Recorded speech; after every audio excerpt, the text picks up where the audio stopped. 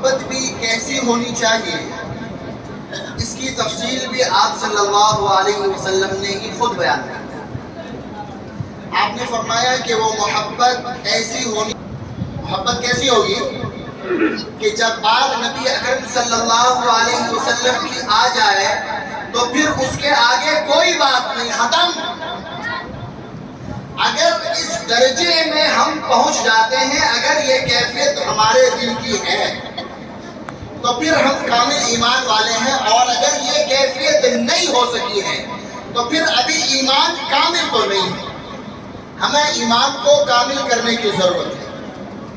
روایت میں آتا ہے کہ حضرت عمر فاروق رضی اللہ تعالیٰ عنہ ایک مرتبہ آپ صلی اللہ علیہ وسلم کی خدمت میں حاضر ہوئے اور عرض کیا، یا رسول اللہ، ساری چیزوں کی محبت دل سے جا چکی ہے، سب چیز نکل چکی ہے دل سے، اب نہیں ہے کچھ، ساری محبتوں پر، ساری چیزوں پر آپ کی محبت غالب ہے، لیکن ابھی اپنا مسئلہ ہے، اپنے نفس کی بات ہے، اپنی ذات کی ابھی بات باقی ہے، ابھی محبت یہاں نہیں ہوئی کہ میری ذات پر آپ کی محبت غالب آ جائے، ابھی دل کی کیفیت یہ نہیں ہوئی۔ آپ نے فرمایا ابھی کام نہیں ہوا، ابھی ایمان کامل نہیں ہوا۔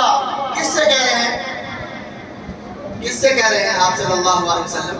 حضرت عمر فاروق رضی اللہ تعالیٰ۔ اور وہ کون ہے حضرت عمر فاروق رضی اللہ تعالیٰ عنہ؟ کون ہے؟ سب جانتے ہیں۔ وہ شخصیت ہے، وہ ہستی ہے جس کے بارے میں آپ صلی اللہ علیہ وسلم نے فرمایا، لو کان بعدی نبی لکان عمر، کہ اگر میرے بعد کوئی نبی ہوتے تو وہ عمر۔ ایسی ہستی ہے، ایسی شخصیت ہے اس کے بارے میں، اور وہ آ کر کے عرض کر رہے کہ یا رسول اللہ، دل کی کیفیت ابھی یہ ہے۔ آپ نے فرمایا ابھی نہیں۔ اس کے بعد تھوڑا توقف کیا، اس کے بعد کہا یا رسول اللہ، اب اپنی بات بھی ختم، اپنا مسئلہ بھی کوئی نہیں، اب اپنا مسئلہ بھی نہیں ہے، اب ساری چیزوں پر آپ کی محبت غالب ہے۔ آپ نے فرمایا ہاں، اب ایمان کامل ہوگا۔ تو ہمارا ایمان کامل کیسے ہو سکتا؟ جبکہ ہم حقیقی معنی میں، ہم حقیقت میں آپ صلی اللہ علیہ وسلم کی محبت کو ساری چیزوں پر آپ کی محبت غالب ہو۔ اگر بات نبی کی آ جائے، بات شریعت کی آ جائے، بات اللہ اس کے رسول کی آ جائے، تو پھر دنیا چاہے کہیں بھی جاتی ہو، دنیا ایک طرف اور شریعت ایک طرف، اگر یہ مزاج بن گیا اور یہ مزاج ہم نے بنا لیا تو پھر ہم کامل ہیں، ہم مکمل ہیں، ہمارا ایمان مکمل ہے۔ اور اگر یہ مزاج نہیں بنا، ہم اپنی بچیوں کی شادی کرتے ہیں، ہم اپنے بچے کی شادی کر رہے ہیں، اور شادی میں مسئلہ یہ ہے کہ رسم و رواج ہے، یہ بھی کرنا ہے، یہ بھی کرنا ہے، جہیز دینا بھی ہے، جہیز لینا بھی ہے، اور یہ سارے رسومات ہیں، اور ہمارے پاس ایک بات آتی ہے، نبی کی حدیث آتی ہے، نبی کا طریقہ آتا ہے، شریعت کا حکم آتا ہے، شریعت یہ کہتی ہے کہ یہ سارے رسوم، یہ سارے خرافات، ان ساری چیزوں کو بند کر دو، اس لیے کہ نبی اس سے ناراض ہوتا، اللہ اس کے رسول نے منع کیا۔ ہم کہتے ہیں نہیں صاحب، ارے مسئلہ شادی تو ایک بار ہوتی ہے، شادی بھائی شادی کون سے روز روز کرنی، زندگی میں ایک مرتبہ کرنی ہے نا۔ گھر کا ذرا مسئلہ، عورتوں کا بھی تو خیال کرنا، عورتیں یہ کہہ رہی ہے کہ نہیں ذرا مہندی بھی لگا لو، عورتیں کہہ رہی نہیں اپٹن بھی لگانی ہے نا، تو کرنے دیں، بات نہیں بنے گی۔ اگر یہ ساری چیزوں پر، اگر ہمارا مزاج یہ بن گیا کہ دنیا ایک طرف ہو چکی ہے، ساری دنیا ہمارے خلاف ہے، اور ہم ہیں کہ نہیں، ہم ڈٹ گئے کہ جو شریعت کہتی ہے، جو میرا نبی کہتا ہے، جو میرے نبی کا مزاج ہے، ہم اس سے ہٹ نہیں سکتے، ہم اس کے خلاف نہیں جائیں گے۔ اگر ہم نے یہ مزاج بنا لیا اور یہ کیفیت اگر ہماری آگے، تو پھر ہم حقیقت میں کامل ایمان والے، پھر ہمیں حق ہے کہ ہم جشن منائیں۔ اور اگر یہ نہیں کرتے ہیں، پورے سال 364 دن ہم نبی کے خلاف کام کرتے ہیں، نبی کی سنت کے خلاف ہیں، شریعت کے خلاف چلتے ہیں، اللہ اس کے رسول کے حکموں کی بغاوت کر رہے ہیں، اور پھر ایک دن ہم آتے ہیں کہ نہیں، ہمیں آج جشن عید میلاد النبی منانا ہے، تو پھر یاد رکھو ایک بات کو اچھی طرح سے کہ کل قیامت کے دن اگر اللہ یہ اعلان ہو گیا کہ آؤ، وہ کون کون لوگ ہیں جس نے جشن عید میلاد النبی میں شرکت کیا اور وہ کون لوگ ہیں جو اس میں شامل نہیں ہوئے، ان دونوں کو الگ الگ کر دو۔ تو یاد رکھنا، پھر ہم وہ لوگ ہیں جو جشن عید میلاد النبی میں ہنگامہ نہیں کرتے، ہم اسے عید مانتے نہیں، ہم مناتے نہیں، تو پھر یاد رکھنا ہم ان لوگوں کی صفوں میں کھڑے ہوں گے جدھر صحابہ کھڑے ہوں گے، جدھر صحابہ کھڑے ہوں گے ادھر ہم کھڑے ہوں گے، کیونکہ صحابہ نبی کے اس دنیا سے پردہ فرمانے کے بعد تقریباً 100 سال تک اس دنیا میں ہیں، اور کوئی ایک روایت نہیں ملتی، چلو صحابہ کی بات نہیں کرتا میں، چلو اس سے نیچے آتے ہیں، صحابہ کے بعد تابعین کا زمانہ ہے، تابعین کا زمانہ ہے، چلو اور نیچے آتے ہیں، فقہاء کا زمانہ ہے، محدثین کا زمانہ ہے، کوئی ایک روایت نہیں کہ کسی نے ہنگامہ کھڑا کیا۔ نبی اس لیے نہیں آئے تھے میرے بھائی، نبی نہیں آئے تھے اس لیے کہ تم نے ایک دن نبی کے نام پر حلہ کرنا ہے اور اس کے بعد پھر کرنا وہی ہے جو میری مرضی، ہم نے کرنا وہی ہے جو میرے نبی کے دشمن ہیں، ہم اپنے نبی کے دشمن کے ساتھ چلتے ہیں، تو پھر یاد رکھو اس دن کوئی پوچھنے والا نہیں ہوگا۔ اس دن جب میرے نبی اپنے ہاتھوں سے جام کوثر لٹا رہے ہوں گے، اپنے ہاتھوں سے جام کوثر لٹا رہے ہوں گے، اور ہم وہاں پہنچیں گے اور میرے نبی نے مجھ سے پوچھ لیا کہ ذرا بتا سال کے 364 دن کا حساب دے دے، اور حساب ہم سے نہیں بن پڑا، میرے نبی نے اگر کہہ دیا کہ چل کہیں اور ہو جا، یہاں تیرے لیے کچھ نہیں، تو پھر سوچو ہمارا کیا بنے گا اس وقت جب کہ سارے انبیاء، جتنے انبیاء ہوں گے، سارے انبیاء حضرت آدم علیہ السلام سے لے کر حضرت عیسیٰ علیہ السلام تک سارے نبی سب یہ کہہ رہے ہوں گے یا ربی نفسی نفسی، یا ربی نفسی نفسی، سارے انبیاء اپنی بات کر رہے ہوں گے، سارے نبی یہ کہہ رہے ہوں گے یا اللہ میری بات، میں اپنا سوال کرتا، حضرت نوح علیہ السلام کہیں گے یا اللہ میں اپنے بیٹے کا سوال نہیں کرتا، میں اپنی بات کر رہا ہوں، بس میری معافی کر دے۔ سارے نبی یا ربی نفسی نفسی کر رہے ہوں گے، صرف ایک ذات ہوگی، ایک نبی ہوگا محمد عربی صلی اللہ علیہ وسلم کے ساتھ، سب کہہ دو صلی اللہ علیہ وسلم، صرف وہ ذات ہوگی جو یہ کہہ رہی ہوگی یا ربی امتی امتی، یا ربی امتی امتی، اور ایسے وقت میں اگر ہماری جو حرکتیں ہیں اگر اس حرکت کی وجہ سے میرے نبی نے کہہ لیا کہ چل جا تو یہاں سے جا، تیرا یہاں کوئی کام نہیں، تو پھر سوچو کہ ہم کہاں جائیں گے، ہمارے لیے کون سا دروازہ کھلا ہوگا، وہ کون سا دربار ہوگا جہاں ہم جائیں گے، جہاں ہماری سفارش ہوگا کوئی؟ تو پھر آج عہد کریں، یہاں بیٹھ کر کے طے کریں کہ ہم نے ایک دن نہیں، میرے نبی ایک دن کے لیے نہیں آئے تھے، میرے نبی کے آنے کا مقصد یہ نہیں تھا کہ تم ان کے نام پر جشن مناؤ، خدا کی قسم اگر یہ مقصد ہوتا تو صحابہ سے بڑا عاشق رسول اس دنیا میں پیدا کوئی نہیں ہوا، صحابہ سے بڑا عاشق رسول نہیں پیدا ہوا۔ سنو صحابہ کی مثالیں دیتا ہوں، میرے نبی کریم صلی اللہ علیہ وسلم منبر پر کھڑے ہیں، خطبہ دے رہے ہیں، لوگ مسجد کے ارد کھڑے تھے، آپ نے کہا بیٹھ جاؤ، ایک صحابی آ رہے تھے، ان کے کان میں یہ آواز پڑی کہ آپ کہہ رہے ہیں کہ بیٹھ جاؤ، وہ وہی بیٹھ گئے، ابھی مسجد سے باہر تو روڈ پر تھے، وہ وہی بیٹھ گئے، جبکہ وہ سمجھتے تھے کہ مجھ سے نہیں کہا گیا بیٹھنے کے لیے، کہا گیا ان لوگوں کو جو یہاں اندر میں کھڑے تھے، لیکن جب نبی کا حکم آ گیا تو وہ وہی بیٹھ گئے۔ نماز کے بعد آپ نے کہا کہ میں نے تم سے نہیں کہا تھا، انہوں نے کہا یا رسول اللہ میں جانتا ہوں، لیکن بات یہ ہے کہ جب میرے نبی کا حکم آ گیا تو مجھ میں اتنی مجال نہیں کہ میں حکم کی خلاف ورزی کر دوں۔ عشق رسول جاننا چاہتے ہو تو آؤ سناتا ہوں، حضرت خبیب رضی اللہ تعالیٰ جب کفار انہیں پھانسی پر لٹکانے لگے تو ان سے کسی نے کہا کہ خبیب تم یہ چاہتے ہو کہ تمہارے دل میں یہ بات آتی ہوگی کہ تمہیں ہٹا کر اس جگہ تمہارے نبی کو لٹا دیا جائے، تمہارے نبی کو پھانسی پر لٹکا دیا جائے اور تمہیں چھوڑ دیا جائے۔ وہ صحابی توڑ کے کہنے لگے تم پھانسی کی بات کرتے ہو، مجھے یہ بھی منظور نہیں، مجھے یہ بھی منظور نہیں کہ میرے نبی جہاں پر ابھی تشریف رکھتے ہیں وہاں پر ان کو کوئی کانٹا بھی چبھ جائے اور اس کانٹا کے چبھنے کی وجہ سے مجھے آزاد کر دیا جائے، مجھے یہ بھی منظور نہیں۔ اگر اس درجے کی بات ہے تو پھر بات کرو، ورنہ پھر یہ جشن کا کوئی مطلب نہیں ہوتا۔ صحابہ سے بڑا عاشق رسول اس دنیا میں پیدا کوئی ہوا نہیں اور ہوگا بھی نہیں۔ صحابہ سے بڑا کوئی عاشق نہیں پیدا ہوا اور ہو بھی نہیں سکتا۔ پڑھو صحابہ کی سیرتیں پڑھو، کسی ایک صحابی کی سیرت پڑھو، زندگی کے گزارنے کا طریقہ بدل جائے۔ میں یہ نہیں کہتا کہ جو لوگ اس میں شامل ہیں، جو لوگ جشن کے مستی میں ڈوبے ہیں، آپ نے ان سے جا کر کے جھگڑا کرنا ہے نہیں، چھوڑ دو۔ ان کے لیے دعا کرو، اپنے لیے دعا کرو اور ان کے لیے بھی دعا کرو۔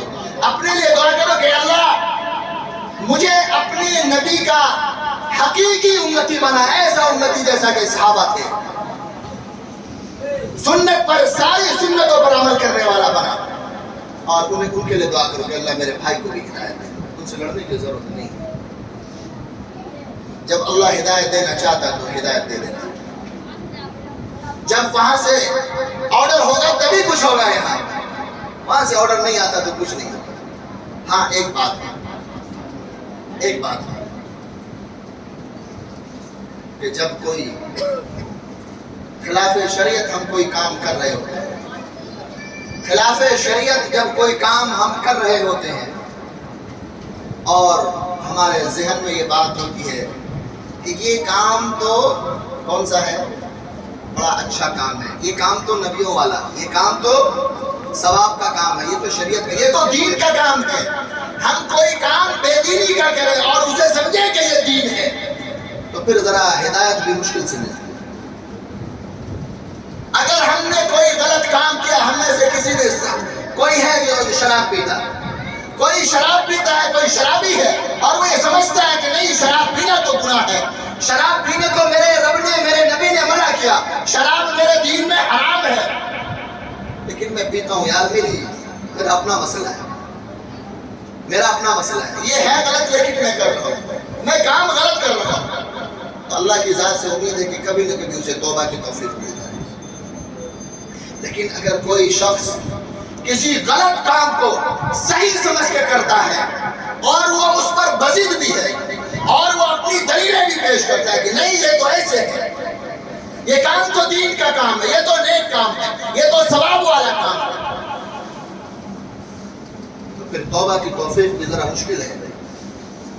اللہ کے خزانے میں کمی کوئی نہیں، اللہ جسے چاہے جب چاہے نواز دے، اللہ جسے چاہے جب چاہے اپنا مقرر بنا لے، اس سے کوئی پوچھنے والا نہیں ہے، کوئی حساب لینے والا نہیں۔ لیکن اللہ نے جو دنیا کو جو بنایا، یہ دنیا دار الاسباب ہے، یہاں جو کچھ ہوتا ہے وہ اسباب کے تحت ہوتا ہے۔ ہم یہاں بیٹھے ہیں، یہ پنکھے چل رہے ہیں، یہ پنکھے یوں ہی نہیں چل رہے، اس میں کرنٹ آ رہا ہے، بجلی آ رہی ہے تو چل رہا ہے، حالانکہ اللہ اس پر قادر ہے کہ بغیر کرنٹ کے بھی پنکھا چلتا رہے، قادر ہے نہیں ہے، لیکن نہیں ہے، اللہ نے ایسا نظام نہیں بنایا، اللہ نے نظام بنایا کہ تم ایسا کرو گے تو ایسا ہوگا۔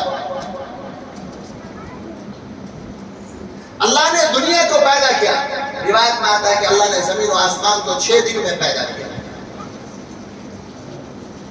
اللہ کو 6 دن کی ضرورت ہے کیا؟ کسی چیز کو پیدا کرنے کے لیے اللہ کو 3 گھنٹے مہینوں کی ضرورت ہے نہیں نا، اللہ ارادہ کر لے پیدا ہو جائے، لیکن اللہ نے 6 دن میں پیدا کیا زمین و آسمان کو۔ اس سے یہ بات سمجھ آتی ہے کہ اللہ نے اس دنیا کو جو پیدا کیا، اس دنیا کو جو بنایا ہے، یہ اسباب کے تحت بنایا، یہاں جو کچھ ہوگا وہ اسباب کے تحت ہوگا، ہم یہاں جو کریں گے اس کا صلہ ہمیں ملے گا، ہم جو کریں گے وہ بھریں گے، ہم جو بوئیں گے وہ کاٹیں گے۔ اور پھر اس کے بعد کی جو دنیا ہے وہ اسباب کی محتاج نہیں ہوگی۔ اللہ نے جو دوسرا جو عالم بنایا، عالم جنت، وہاں اسباب کی ضرورت نہیں ہوگی۔ وہاں جو بھی رہیں گے ان کی خواہش ہوگی کہ مجھے یہ چاہیے، وہ چیز حاضر ہوگی، اسباب کی وہاں ضرورت نہیں ہوگی۔ اس دنیا کو اللہ نے اسباب کے تحت بنایا اور ہمیں یہاں پر بھیجا۔ ہمارے ذمہ اللہ نے کچھ کام لگایا۔ قرآن کہتا ہے وَمَا خَلَقْتُ الْجِنَّ وَالْإِنسَ إِلَّا لِيَعْبُدُونِ۔ ہم نے انسانوں اور جناتوں کو جو پیدا کیا وہ اپنی عبادت کے لیے پیدا کیا۔ اس لیے پیدا کیا عبادت۔ اب دیکھیں قرآن کی جو یہ آیت ہے وَمَا خَلَقْتُ الْجِنَّ وَالْإِنسَ إِلَّا لِيَعْبُدُونِ، آپ اس میں سے غور کریں تو اس سے یہ پتہ یہ چلتا ہے کہ اللہ کا مقصد یہ ہے کہ ہم کیا کریں، عبادت کریں۔ تو اب جب مقصد یہ ہے کہ ہم عبادت کریں تو دوسرا کوئی کام کرنے کی اجازت ہمیں نہیں ہونی چاہیے تھی، کیونکہ میرے رب کا مقصد ہی یہی ہے کہ ہم عبادت کریں، کوئی دوسرا کام نہیں کریں۔ لیکن اللہ کا کرم ہے کہ اللہ نے پیدا اس مقصد کے لیے کیا، اور اس کام کے لیے اللہ نے بہت تھوڑا سا وقت ہم سے کہا کہ تھوڑے وقت کے لیے کام کرو، باقی سارا وقت جو ہے وہ تمہارا ہے۔ سارا وقت کیا ہے، سارا ٹائم تمہارا ہے، تم جو چاہو وہ کرو۔ تم اپنے بیوی بچوں میں جاؤ، رزق کے لیے تلاش، رزق کے لیے دنیا میں پھیلو، اللہ کے فضل کو تلاش کرو، جو چاہو وہ کرو۔ لیکن اللہ نے ایک باؤنڈری لائن لگا دی کہ دیکھو اس حد کو باہر نہیں کرنا ہے، اس حد سے نہیں نکلنا، اس باؤنڈری سے باہر نہیں جانا، اس باؤنڈری، اس حدود میں رہتے ہوئے جو چاہو وہ کرو۔ اور اگر ہم غور کریں، سنجیدگی کے ساتھ ہم بیٹھ کر کے غور کریں تو اللہ نے ہمارے ذمہ کوئی بڑا کام نہیں لگایا۔ حالانکہ قرآن دوسری جگہ یہ بھی کہتا ہے ان اللہ اشتری من المؤمنین انفسهم واموالهم بان لهم الجنہ۔ اللہ کہتا ہے کہ میں نے مومنوں کے جان اور مال کو خرید لیا۔ کس کے بدلے؟ جنت کے بدلے اللہ نے ہماری جان اور ہمارا مال خرید لیا۔ اب یہ جو جان ہے یہ ہمارا نہیں، یہ جو ہمارے پاس مال ہے یہ میرا نہیں ہے، تو میرے رب کا ہے، اور میرے رب نے خریدا اور اس کی قیمت بھی خوب لگائی اللہ نے، جنت۔ اور آپ خریدار پر قربان جاؤ۔ خریدار کیسا ہے وہ کہ خرید بھی لیا، پھر سارا کا سارا ہمیں واپس کر دیا، کہا کہ جاؤ تم رکھو اپنے پاس، اسے انجوائے کرو، جیسے چاہو زندگی گزارو، رزق حاصل کرو، بیوی بچوں کے پاس بھی رہو، سب کچھ کرو۔ ایسا خریدار، اور پھر ہم ایسے خریدار کے ساتھ، ایسے خریدار کے حکم کی خلاف ورزی کریں تو اس سے بڑا بے ایمان کوئی نہیں ہو سکتا۔ ہم سے بڑا بے ایمان پھر کوئی نہیں کہ جس نے ہم سے چیز خریدی، قیمت بھی خوب اچھی لگا دی کہ کوئی دوسرا دے نہیں سکتا تھا، پھر وہ چیز بھی ہمیں واپس کر دی، اور کچھ بہت مختصر سا تھوڑا سا آرڈر دیا کہ دیکھو یہ کام کر لینا، اور ہم سے وہ بھی نہیں ہو پاتا، ہم سے وہ نہیں ہو پاتا۔ ہم کہتے ہیں کہ نہیں، ٹائم نہیں ہے۔ میرے نبی صلی اللہ علیہ وسلم کا جب آخری سفر پر روانہ ہو رہے تھے، آپ نے روایت سنی ہوگی کہ آپ صلی اللہ علیہ وسلم کے اس دنیا سے پردہ فرمانے سے 2-3 دن قبل آپ شدید بخار میں تھے، بہت تیز بخار۔ صحابہ کو علم ہوا، سارے صحابہ مسجد نبوی میں جمع ہوئے۔ حضور کو پتہ چلا، شور کیسی؟ کسی نے کہا یا رسول اللہ، سارے صحابہ جمع ہو گئے، وہ جاننا چاہ رہے آپ نے دعا کی۔ آپ نے کہا مجھے باہر لے چلو، بہت تیز بخار تھا، کئی مشکیزیں، پانی الٹے گئے، تھوڑا بخار کم ہوا، آپ باہر مسجد میں آئے، نمبر پر بیٹھے، اور آپ نے جو نصیحت کی، آخری جو نصیحت کی اس وقت صحابہ سے، آپ نے کہا کہ نماز کا خیال رکھنا۔ کیا کہا؟ نماز کا خیال رکھنا اور عورتوں کا خیال کرنا۔ عورتوں کا خیال کرنا اور نماز کا خیال کرنا، آپ نے یہ نصیحت کی۔ آج ہم میں سے ہر شخص اپنا اپنا جائزہ لے لے، ہم ان دو معاملے میں بہت بہت زیادہ سست ہیں۔ نماز ہم سے پڑھی نہیں جاتی، پڑھتے ہیں تو وقت کی پابندی نہیں، اور پھر ہمارے گھر کا مسئلہ بھی کچھ ایسا ہی ہے۔ کسی شوہر کو پوچھو، اس سے اس کی بیوی خوش نہیں، کسی بیوی سے پوچھو وہ اپنے شوہر سے خوش نہیں، وہ اس کا حق ادا کرنے تیار نہیں ہے اور یہ اس کا حق ادا نہیں کر سکتا۔ تو میرے نبی صلی اللہ علیہ وسلم کے آنے کا جو مقصد تھا میرے بھائیوں میرے دوستوں، وہ یہ تھا کہ ہم ایک ایسی لائف اسٹائل، ہم ایک ایسی زندگی گزاریں جو کہ مثالی ہو، جو کہ مثالی زندگی ہو۔ شریعت ہمیں جو رہنمائی کرتی ہے، شریعت جو رہنمائی کرتی ہے، ہمیں لگتا ہے کہ شریعت قرآن اور حدیث جو نازل ہوئی، قرآن اور حدیث جو ہمارے پاس آیا، وہ صرف نماز اور روزے کے مسائل کو بتانے کے لیے اور وراثت، طلاق، نکاح کے مسئلے کو بتانے کے لیے، اور ہم نے آج اس وقت شریعت کو انہی چند کاموں کے لیے محدود کر رکھا ہے۔ شریعت ہماری زندگی کا کوئی ایسا لمحہ نہیں جہاں شریعت ہماری رہنمائی نہ کرے۔ آپ اپنے حبیب پاک صلی اللہ علیہ وسلم کی سیرت کو پڑھیں گے تو پتہ چلے گا، آپ سیرت کو مطالعہ کریں گے تو پتہ چلے گا۔ آپ اگر تاجر ہیں، آپ تجارت کرتے ہیں، تو آپ دیکھیں کہ مدینے کے تاجدار نبی اکرم صلی اللہ علیہ وسلم جب شام کے سفر پر روانہ ہوئے تجارت کے لیے، آپ نے تجارت کیسے کی؟ میرے نبی کا طریقہ موجود ہے، پڑھو تو پتہ چلے گا۔ جب شام کے سفر پر روانہ ہوئے، جب وہاں تجارت کے لیے گئے تو جو غلہ لے کر کے گئے تھے، جب منڈی میں رکھا تو بارش ہو گئی، غلہ کچھ بھیگ گیا اوپر کا، تو جب اس کا خریدار آیا تو آپ نے دونوں کو الگ الگ کر دیا، جو بھیگا ہوا تھا اسے الگ کر دیا، جو اچھا تھا الگ کر دیا۔ خریدار جب آیا تو آپ نے کہا کہ دیکھو یہ بھیگ گیا، اس کی قیمت یہ ہے، اور یہ اچھا ہے، فریش ہے، اس کی قیمت یہ ہے۔ اس منڈی کا یہ روایت تو نہیں تھا، آج بھی نہیں۔ آج بھی ہم کیا کرتے ہیں، 1 نمبر 2 نمبر 3 نمبر سب کو ملا کر کے نکال دو، یہ کرتے ہیں نا بھائی۔ ہم کہتے ہیں بھائی پیسہ آنا چاہیے۔ اگر ہمارے سامنے میرے نبی کی کوئی یہ سیرت بیان کرتا ہے تو ہم کہتے ہیں کہ بھائی دیکھ، اگر اتنا سیدھے بنے گا، اتنا صوفی بنو گے تو پھر بھوکے رہ جاؤ گے۔ یہ کہتے ہیں کہ کہاں چلے گا، کہاں کاروبار کر پاؤ گے بھائی، تمہیں کوئی پوچھنے والا نہیں ہوگا، بھوکے رہ جاؤ گے، 2 وقت کی روٹی کے لالے پڑ جائیں گے۔ تجارت کرتے ہو تو جھوٹ تو بولنا ہی پڑے گا، جھوٹ بولنا پڑے گا، سچی بات ہے نا۔ اچھا یہ بات اپنے آپ سے ہم سوال کرتے ہیں، کیا ہم خود اپنے لیے پسند کرتے ہیں کہ ہم سے کوئی شخص معاملہ کرے اور وہ جھوٹ بول کر کے کرے؟ ہم اپنے لیے پسند کرتے ہیں اس چیز کو کہ ہم نے کپڑا خریدنا ہے اور کوئی شخص ہم سے جھوٹ بول کر کے ہمیں کپڑا دے دے، ہم خود پسند کریں گے؟ نہیں کرتے نا۔ تو پھر دوسروں کے لیے کیسے؟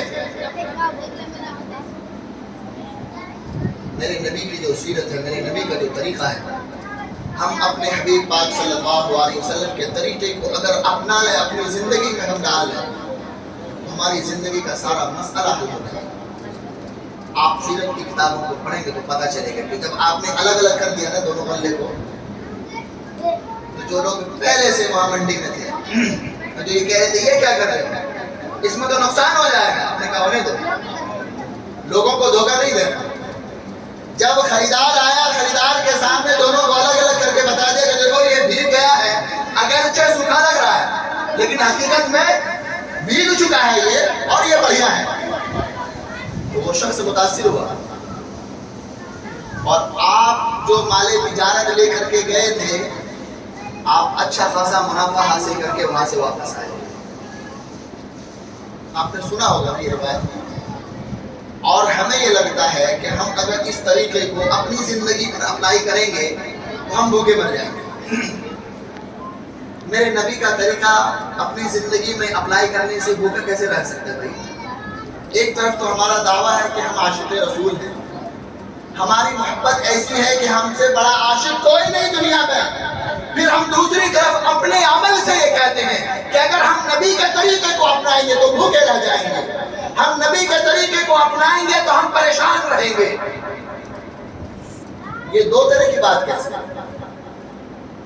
ہمارا قول کچھ، ہمارا فعل کچھ۔ جب ہمارے قول اور فعل میں ہمارا قول اور فعل جب ایک جیسا نہیں ہے تو پھر ہم عاشق رسول تو نہیں ہوئے نا، ہم تو جھوٹے ہو گئے، پھر ہم اپنے دعوے میں جھوٹے ہیں نا پھر تو آج ہم جو بیٹھے ہیں اس مجلس میں، ہم یہ عہد کریں کہ دنیا کیا کرتی ہے ہمیں اس سے کوئی لینا دینا نہیں ہے۔ ہم آج سے اپنے نبی صلی اللہ علیہ وسلم کے طریقے کو مکمل اپنائیں گے۔ ہمیں جو بات معلوم ہوگی، ہمیں جتنا پتا ہوگا، ہم اسے فالو کریں گے۔ کرتے ہیں ارادہ؟ انشاءاللہ میں بھی ارادہ کرتا ہوں انشاءاللہ۔ اور سچی بات یہ ہے میرے بھائیوں، میرے دوستوں، کہ ہم پریشانی اس وقت ہوئے جب ہم نے اپنے نبی کے طریقے کو چھوڑا ہے۔ ہماری پریشانی کی شروعات ہی یہیں سے ہے، اور ہماری پریشانی ختم بھی یہیں سے ہوگی۔ آپ صحابہ کرام کی زندگی کو دیکھیں، صحابہ کرام وہ کون لوگ ہیں؟ عرب کے وہ لوگ ہیں جنہیں پوری دنیا جاہل اچٹ کہہ رہی تھی، انہیں اپنی بیٹی دینے کے لیے کوئی شخص تیار نہیں، کوئی آدمی اس سے اپنا رشتہ نہیں جوڑنا چاہتا تھا۔ اور جب وہی حلقہ اسلام میں داخل ہوئے، قرآن کو سینے سے لگایا، نبی کی شریعت کو اپنایا، تو وہ شخص جسے دنیا جاہل اور اجٹ کہتی تھی، پوری دنیا پر وہ حکمرانی کرنے کے لیے چل پڑے۔ اس وقت کی دنیا کی مضبوط حکومت قیصر و کسریٰ وہاں پر اسلام کے جھنڈے کو گاڑ دیا، اور اسلام پوری دنیا میں دنیا کے 2/3 حصے میں اسلام پھیل چکا ہے، اسلام کا جھنڈا وہاں پہنچ چکا ہے، اسلام کے سپاہی وہاں جا چکے ہیں۔ جہاں کوئی مسلمان جاتا ہے تو اسے عزت کی نگاہ سے دیکھا جاتا ہے۔ آج ہمارا مسئلہ کیا ہے؟ مسلمان کہیں جائے تو اسے گالیاں دیتا ہے، مسلمان کہیں جائے تو اسے کنارہ کشی اختیار کرتا ہے۔ نہیں، کیوں؟ کیونکہ ہمارے طریقے کچھ ایسے ہی، ہمارا جو خود کا عمل ہے نا، ہمارا خود کا عمل مسلمانوں والا نہیں ہے، میرے نبی والا نہیں ہے۔ ہم نے وہ عمل اختیار کر لیا، وہ طریقہ اختیار کر لیا جو دشمنان اسلام کا تھا۔ اس وجہ سے ہماری یہ درگت اور یہ حالت بنی، ہمیں عزت پھر سے وہی ملے گی۔ وَأَنْتُمُ الْأَعْلَوْنَ إِن كُنتُم مُؤْمِنِينَ، تم ہی کامیاب، تم ہی سربلند رہو گے، شرط یہ ہے کہ تم مومن بن جاؤ۔ شرط کیا ہے؟ کہ مومن بن جاؤ۔ تو مومن تو پہلے بننا پڑے گا، مومن پہلے بننا پڑے گا۔ قرآن کہتا ہے یا ایھا الذین آمنوا ادخلوا فی السلم کافۃ، اے ایمان والو اسلام میں داخل ہو جاؤ پورے کے پورے۔ صرف مسلمانوں کے گھر میں پیدا ہونے سے کام نہیں چلے گا، ٹھیک ہے نا؟ اسلامی نام رکھنے سے، عبداللہ نام رکھ لیا، علی نام رکھ لیا، اس سے کام نہیں چلے گا۔ کام تو تب چلے گا جب پورے کے پورے اسلام میں داخل ہو جاؤ گے۔ آدھا چیدر آدھا بٹیر کرو گے تو نہیں ہوگا۔ ہم مسجد میں آئے تو پورے مسلمان، جب گھر میں گئے تو پھر ہمارا حشر الگ، ہم جب بازار میں گئے، ہم جب تجارت کی منڈیوں میں پہنچے تو ہمارا طریقہ الگ، ہم جب ملازمت کرتے ہیں، ہم جب آفسوں میں گئے تو ہمارے وہاں طریقے الگ، کام نہیں چلے گا۔ ہمارا طریقہ وہ ہونا چاہیے جیسے ہم مسجد میں ہیں اسی طرح سے ہم گھر میں بھی ہو، جیسے ہم مسجد میں ہیں ویسے ہی ہم بازار میں بھی ہو، جیسے ہم مسجد میں ہیں ویسے ہی ہم آفسوں میں بھی ہیں۔ اگر ہم اس طریقے پر آ جائیں گے تو پھر ہم حقیقی معنی میں اسلام میں داخل ہیں، اور جب ہم اسلام میں داخل ہو جائیں گے تو پھر کسی کی مجال نہیں کہ کوئی مسلمانوں کی طرف میلی آنکھ سے بھی دیکھ سکے، نہیں ہو سکتا۔ ہم یہ کہتے ہیں کہ نہیں، ترقی کرنی ہے، آگے بڑھنا ہے تو انہیں فالو کرنا پڑے گا جو ترقی کے میدان میں آگے ہیں۔ ہم کہتے ہیں کہ نہیں، یورپ کو فالو کرنا پڑے گا، یہودیوں کو فالو کرنا پڑے گا، ہم ان کے طریقے کو اپنائیں گے تو آگے بڑھیں گے۔ کیسے ہو سکتا؟ ہمارے سامنے تو مثالیں موجود ہیں، صحابہ کی مثال موجود ہے، مسلمانوں کی کئی سو سالہ تاریخ موجود ہے ہمارے سامنے کہ ہم اس وقت تک سربلند تھے، کامیاب تھے، ہم باعث زندگی گزار رہے تھے جب تک ہم حقیقی معنی میں نبی اکرم صلی اللہ علیہ وسلم کی سیرت کو اپنی زندگی میں ڈھالا ہوا تھا۔ ہم حقیقی معنی میں غلام مصطفیٰ جب تک ہم تھے حقیقی معنی میں، صرف زبانی دعوے دار نہیں، تو ہم کامیاب تھے۔ آج ہمارا مسئلہ الگ ہے، تو آج ہم لوگ سارے کے سارے یہ عہد کریں کہ ہم لوگ اپنی زندگی میں دین کو مکمل داخل کریں گے، اور اس دین کو داخل کرنے کے لیے ہمیں دین کا سیکھنا بھی ضروری ہے۔ دین ہمیں سیکھنا بھی پڑے گا، دین کو سمجھنا بھی پڑے گا، قرآن پڑھنا پڑے گا، میرے نبی کے طریقے کو پڑھنا پڑے گا، اور اس طریقے کو پڑھنے کے لیے، سیکھنے کے لیے، سمجھنے کے لیے ہمیں اپنے علماء سے رابطہ مضبوط کرنا پڑے گا۔ ہمیں علماء کے ساتھ، علماء سے جڑنا پڑے گا، علماء سے رابطہ کو مضبوط کرنا پڑے گا جو نبی کے وارث ہیں۔ میرے نبی نے فرمایا العلماء ورثۃ الانبیاء، کہ علماء نبیوں کے وارث ہیں، تو جو نبی کے وارث ہیں ان سے جڑنا پڑے گا، ان کے پاس جانا پڑے گا۔ جب ہم وہاں جائیں گے، جب ہم اپنا رابطہ، اپنے تعلقات کو ان سے مضبوط کریں گے تو پھر ہمارے پاس دین بھی آئے گا، اور جب آئے گا تو پھر ہم اس پر عمل کرنے والے بھی بنیں گے۔ اللہ تعالیٰ سے دعا کریں کہ اللہ تعالیٰ ہم سب کو اپنی مرضی پر چلنے والا بنائے، اور اپنے حبیب پاک صلی اللہ علیہ وسلم کے طریقے کو مکمل ہماری زندگی میں اپنانے کی توفیق عطا فرمائے، اور دین سیکھنے کی توفیق عطا فرمائے۔ ہم اپنے بچوں کو دین سکھانے کی اور خود بھی دین سیکھنے کی فکر کریں۔ وآخر دعوانا الحمدللہ۔